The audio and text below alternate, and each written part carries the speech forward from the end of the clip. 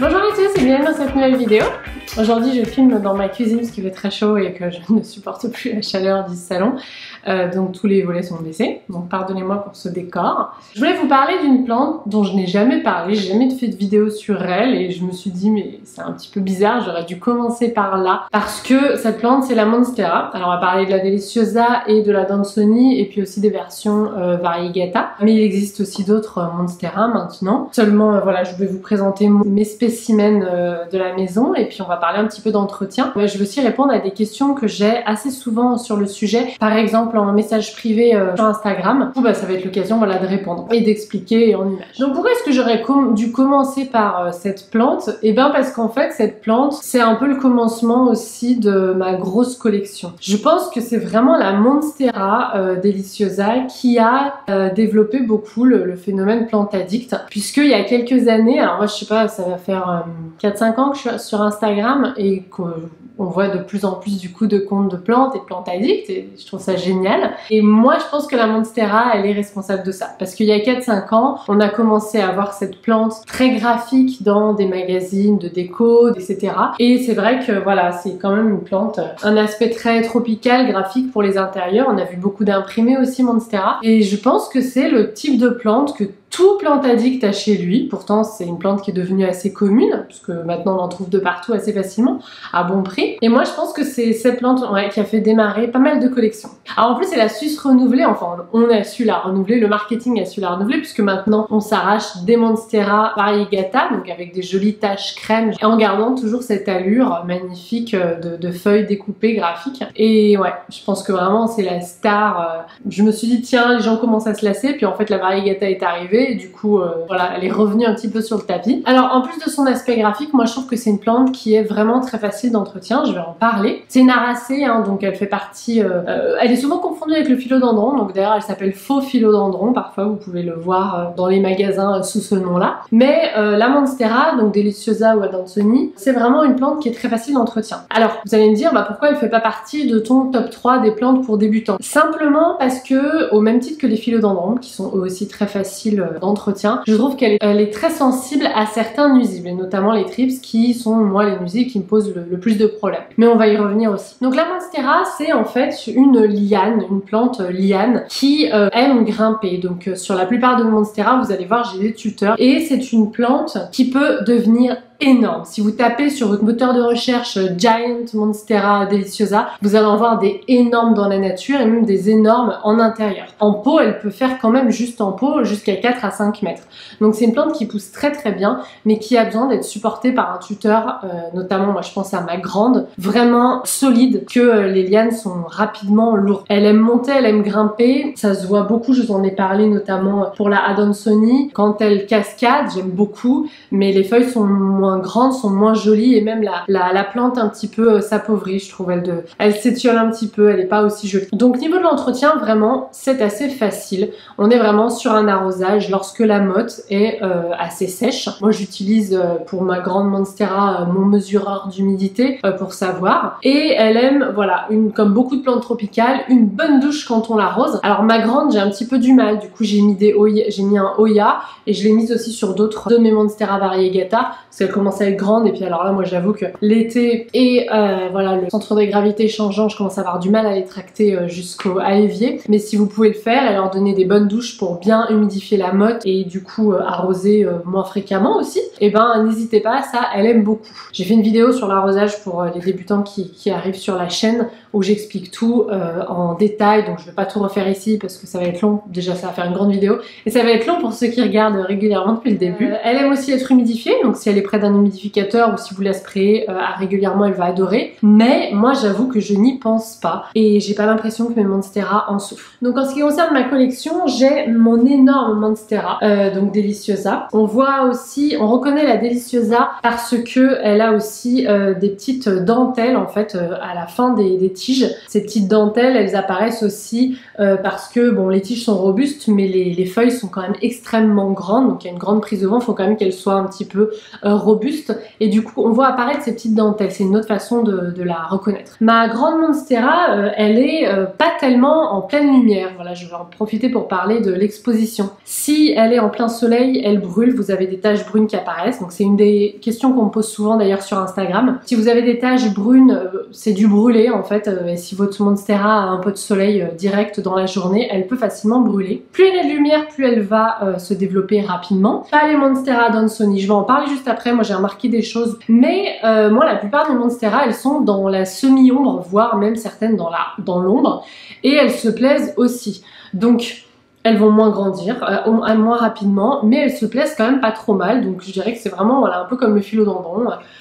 Plus vous lui donnez de lumière, plus il va pousser, mais elle va pas non plus dépérir. Il y a des fleurs, il y a des plantes vraiment qui dépérissent si elles n'ont pas suffisamment de lumière. Là, c'est pas du tout le cas. En hiver, elle est près de mon radiateur, c'est pour ça que j'ai installé en Oya en fait. Ça va, elle en souffre pas trop. Ce que je fais, c'est bien sûr, comme elle est sur roulette, je la décale du radiateur et je remplis plus souvent Oya puisque comme elle est proche d'une source plus chaude, même si dans le salon, je vous en ai déjà parlé dans ma vidéo plante en hiver, je chauffe pas trop, je chauffe pas la nuit déjà et la journée, bah, uniquement le samedi et le dimanche quand je suis à la maison. Donc elle en souffre pas trop. Bien sûr, je la décolle pour pas qu'elle soit brûlée parce que les plantes peuvent être brûlées aussi si elle touche le radiateur, et je remplis le Oya donc régulièrement puisque la motte s'évapore quand même plus rapidement quand on est proche d'une source de chaleur, que ce soit un radiateur ou une baie vitrée où il fait chaud. Ça pareil, j'en ai parlé dans ma vidéo plante en été. Donc ça c'est ma toute première Monstera en fait, je l'ai eue très petite, je l'avais achetée à une vente plante pour tous, donc c'était il y a un moment, et elle a grandi de folie. Ça m'amène à parler de mon autre Monstera plus petite, où était celle-ci.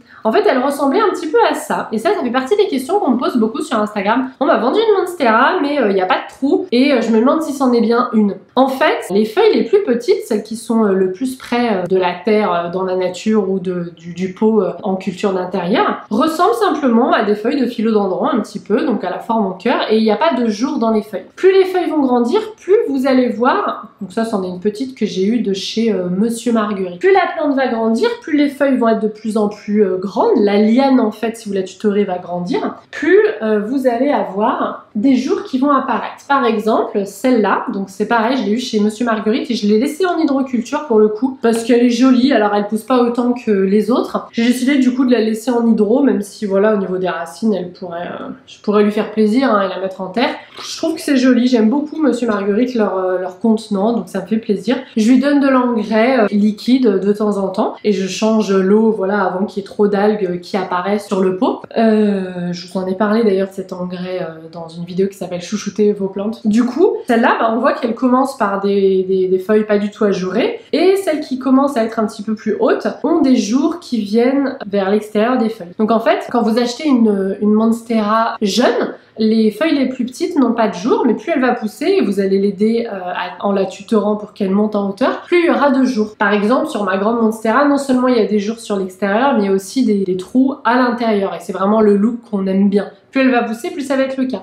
Alors en fait, la raison, elle est assez simple et elle est assez rigolote. En fait, plus la plante va pousser en hauteur, dans la nature, plus il va y avoir une prise au vent, et du coup, elle crée des jours dans ses feuilles pour que la prise au vent soit moins grande et que du coup le vent fasse moins de dégâts sur ses lianes. Voilà, une deuxième question que j'ai souvent sur Instagram, pourquoi la mienne n'a pas beaucoup de jours, la tienne elle en fait beaucoup? Et ben ce sont faut bien la tutorer parce que ce sont les feuilles qui sont les plus hautes. Moi j'ai quelques petites pousses nouvelles là au pied de ma plante, et ben elles n'ont pas du tout de jour parce qu'elles sont toutes en bas. Ça me fait penser de parler des lianes aériennes, non des racines aériennes pardon. Donc votre plante elle a beaucoup de racines aériennes. Donc la petite jeune, elle en a pas encore, mais les autres en ont beaucoup. Donc ce sont des racines marron écorce. En fait, c'est normal, elle s'en sert pour capter l'hygrométrie de l'air, donc l'humidité, l'eau présente sous forme de gaz dans l'air pour nourrir la plante. Plus la plante grandit, plus il y en a. Donc moi, ce que je fais, c'est que j'enroule mes lianes autour du pot. Des fois, j'en mets même certaines dans le terreau. Comme ça, si elle est en manque d'humidité, elle peut aller en chercher dans le terreau. Mais ce ne sont pas des racines qui doivent aller normalement dans la terre. dans la nature, elles sont présentes comme ça et elles se baladent un petit peu, elles sont aériennes, donc faut surtout pas les couper. Ces racines, elles vous aident aussi à bouturer la plante, puisque quand vous voulez bouturer une plante de Monstera, c'est très facile. Vous coupez sous un nœud avec une, deux ou trois tiges, en vous assurant que vous ayez une racine aérienne dans le lot.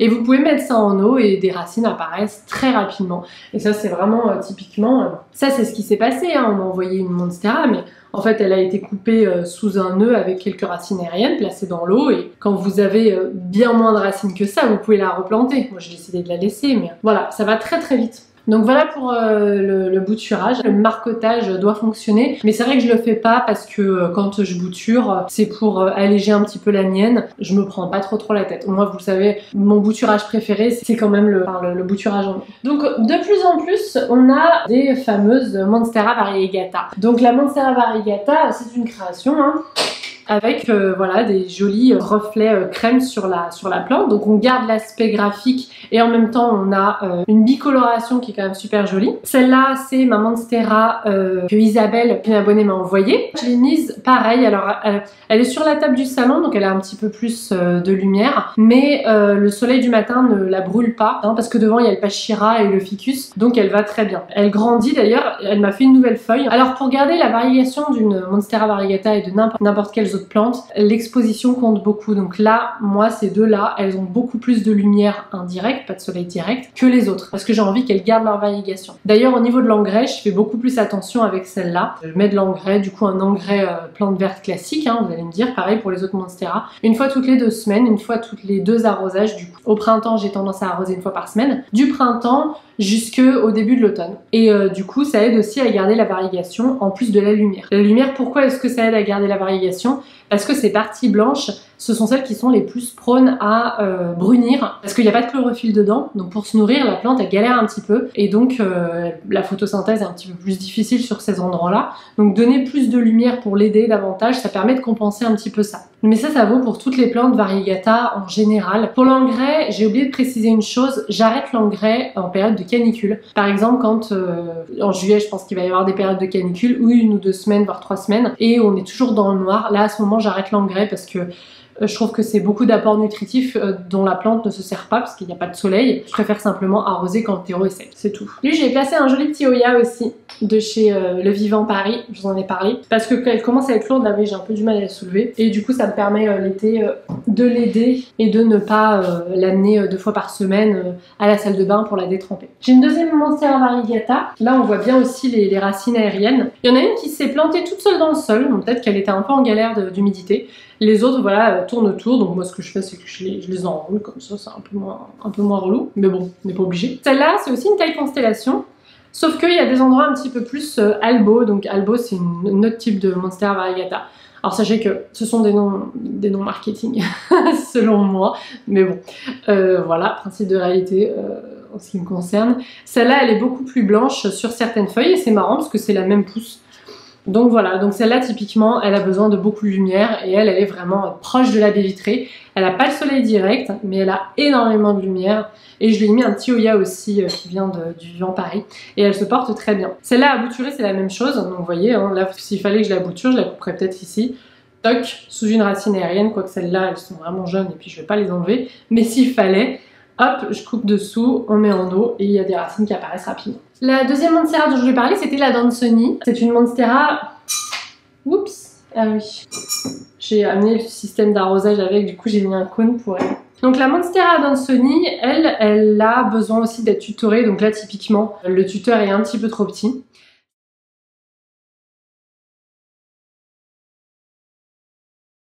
Celle-là, elle ressemble beaucoup à la Monstera Deliciosa. En termes de longueur de taille de feuilles, plus elle sera tutorée et grimpante, plus les feuilles seront énormes. On en voit aussi des énormes. Moi, j'ai que des petits modèles là à vous présenter. Celles-là sont un petit peu plus petites parce qu'elles cascadent, mais j'attends un plus grand tuteur bientôt, je vous montrerai. Il devrait arriver la semaine prochaine, super beau, du coup pour la faire grimper davantage.